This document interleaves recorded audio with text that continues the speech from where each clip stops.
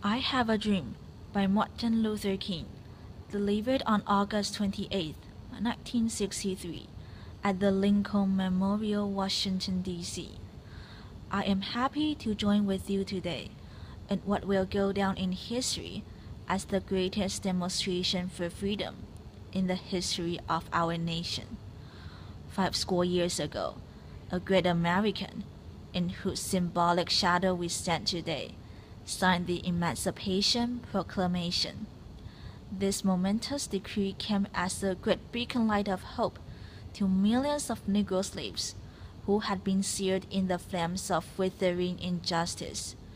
It came as a joyous daybreak to end the long nights of their captivity.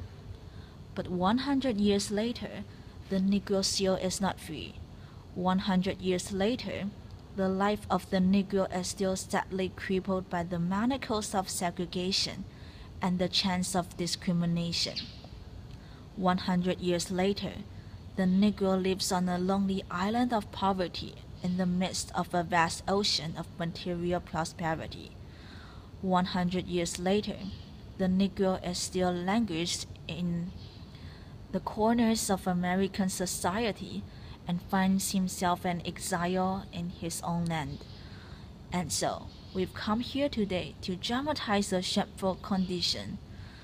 In a sense, we've come to our nation's capital to cash a check when the architects of our republic wrote the magnificent words of the Constitution and the Declaration of Independence. They were signing a promissory note to which every American was to fall heir. This note was a promise that all men, yes, black men as well as white men, would be guaranteed the unalienable rights of life, liberty, and the pursuit of happiness. It is obvious today that America has defaulted on this promissory note insofar as her citizens of color are concerned. Instead of honoring this sacred obligation, America has given the Negro people a bad check, a check which has come back marked insufficient funds. But we refuse to believe that the Bank of Justice is bankrupt. We refuse to believe that there are insufficient funds in the great vaults of opportunity of this nation. And so, we've come to cash this check, a check that will give us upon demand the riches of freedom and the security of justice. We have also come to this hallowed spot to remind America of the fierce urgency of now. This is no time to engage in the luxury of cooling off or to take the tranquilizing drug of gradualism. Now is the time to make real the promises of democracy. Now is the time to rise from the dark and desolate valley of segregation to the sunlit path of racial justice. Now is the time to lift our nation from the quicksands of racial injustice to the solid rock of brotherhood. Now is the time to make justice a reality for all of God's children. It would be fatal for the nation to overlook the urgency of the moment. This weltering summer of the Negro's legitimate discontent will not pass until there is an invigorating autumn of freedom and equality. 1963 is not an end, but a beginning. And those who hope that the Negro needed to blow off steam and will now be content will have a rude awakening if the nation returns to business as usual. And there will be neither rest nor tranquility in America until the Negro is granted his citizenship rights. The whirlwinds of revolt will continue to shake the foundations of our nation until the bright day of justice emerges. But there is something that I must say to my people, who stand on the warm threshold which leads into the palace of justice. In the process of gaining our rightful place, we must not be guilty of wrongful deeds. Let us not seek to satisfy our thirst for freedom by drinking from the cup of bitterness and hatred. We must forever conduct our struggle on the high plane of dignity and discipline. We must not allow our creative protest to degenerate into physical violence.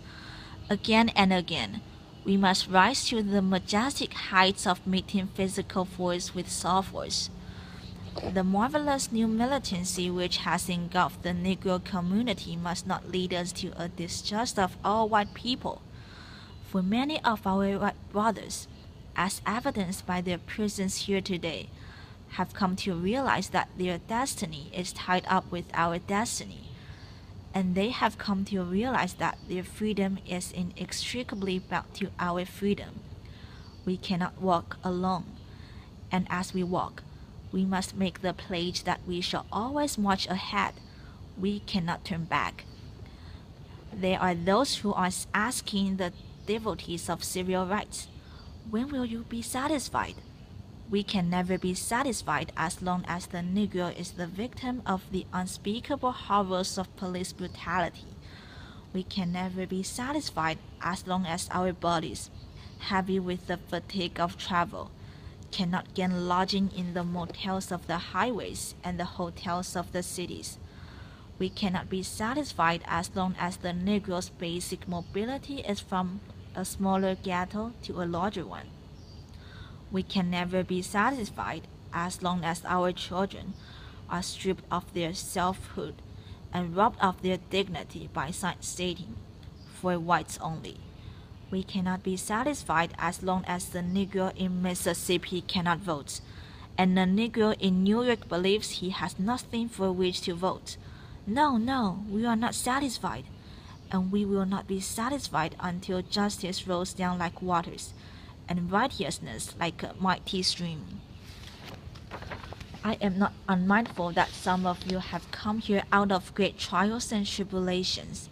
Some of you have come fresh from narrow jail cells, and some of you have come from areas where your quest for freedom left you battered by the storms of persecution and staggered by the winds of police brutality. You have been the veterans of creative suffering. Continue to work with the faith that unearned suffering is redemptive. Go back to Mississippi. Go back to Alabama. Go back to South Carolina. Go back to Georgia. Go back to Louisiana. Go back to the slums and ghettos of our northern cities, knowing that somehow this situation can and will be changed. Let us not wallow in the valley of despair. I say to you today, my friends, and so even though we face the difficulties of today and tomorrow, I still have a dream. It is a dream deeply rooted in the American dream. I have a dream that one day this nation will rise up and live out the true meaning of its creed. We hold these truths to be self-evident, that all men are created equal. I have a dream that one day on the red hills of Georgia, the sons of former slaves and the sons of former slave owners will be able to sit down together at the table of brotherhood.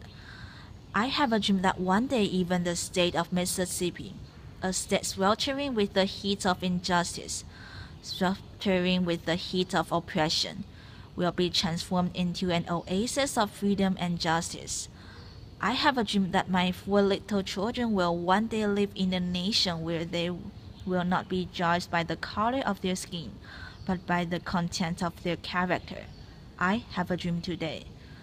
I have a dream that one day, down in Alabama, with its vicious racists, with its governor having his lips dripping with the words of interposition and nullification, one day right there in Alabama, little black boys and black girls will be able to join hands with little white boys and white girls as sisters and brothers.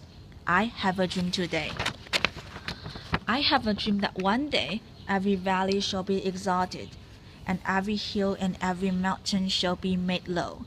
The rough places will be made plain, and the crooked places will be made straight, and the glory of the Lord shall be revealed, and all flesh shall see it together.